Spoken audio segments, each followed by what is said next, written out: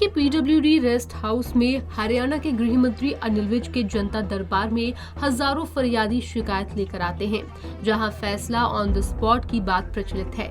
आज भी गृह मंत्री अनिल विज के जनता दरबार में प्रदेश के कोने कोने से 1000 से भी ज्यादा लोग पहुंचे, जिनकी समस्याओं को गृह मंत्री अनिल विज ने सुना। इसी बीच जनता दरबार में नवनियुक्त कांग्रेस अध्यक्ष उदय भान पर काफी समय पहले पंचायती जमीन हथियाने का मामला भी सामने आया। फरियादी ने आरोप लगाया कि विधायक रहते मौजूदा कांग्रेस अध्यक्ष उदय भान ने गाँव की सैकड़ों एकड़ पंचायती जमीन अपने चहीतों के नाम दर्ज करवा दी थी। शिकायत के बाद डीसी पलवल ने जमीन की म्यूटेशन रद्द कर दी, लेकिन आज भी जमीन पंचायत के नाम ट्रांसफर नहीं हुई है, जिस पर अनिल विज ने मामले में तहकीकात कर दोषी पाए जाने पर कार्रवाई करने की बात कही। मेरी सामलादे की पंचायत में सामलादे की जमीन थी और उस जमीन पे काफ़ी दिन से किसानों का कब्जा था। उसके बाद उसे रजिस्ट्री करा ली उदय भान ने अपने निजी व्यक्तियों के नाम, उसके नाम नहीं है और आज तक भी कब्जा उसी का ही है। और 200 एकड़ ये पूर्व कांग्रेसी विधायक है और अब प्रदेश अध्यक्ष है। तो पंचायत में चली जाए जमीन, हम तो ये चाहते हैं पंचायत में जाए जमीन, पंचायत की जमीन है। जब म्यूटेशन कैंसिल एसडीएम साहब ने कर दी, डीसी साहब ने म्यूटेशन कैंसिल कर दी, तो पंचायत में छोड़ो जमीन को, बस ये शिकायत हमारी और कोई नहीं है। नहीं, वो आई है, अब उसको एग्जामिन करवाएंगे। अब उन्होंने कहा है कि 200 एकड़ ज़मीन पर कब्जा कर रखा है। अब उसको जब तक एग्जामिन ना करवा लें उस पर कुछ कहना ठीक नहीं। अगर पाई जाती है तो फिर उचित कार्रवाई होगी जो हिंदुस्तान के हर नागरिक पर होती है।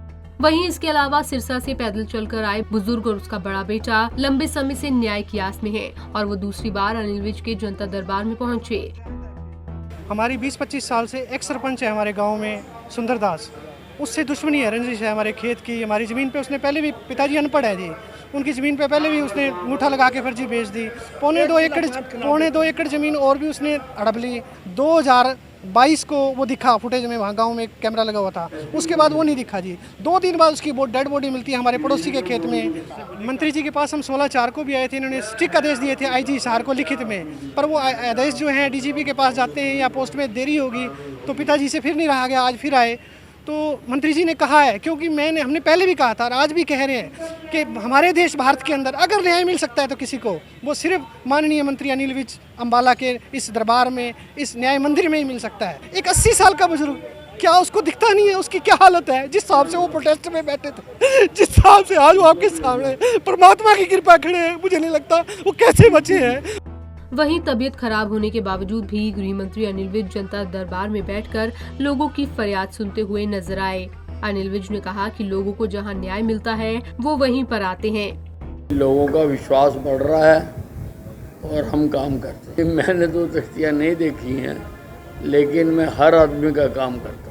आपको बता दें, अनिल विज की जनता दरबार में प्रदेश भर के कोने कोने से लोग अपनी समस्याओं को लेकर आते हैं। अम्बाला कैंट के पीडब्ल्यूडी रेस्ट हाउस में लगे जनता दरबार में गृह मंत्री अनिल विज ने प्रार्थियों की शिकायतों को अपने तल्ख अंदाज में सुना और अधिकारियों को तीव्रता से इनका समाधान करने के निर्देश दिए। पंजाब केसरी टीवी के लिए अम्बाला से कृष्णवाली की रिपोर्ट।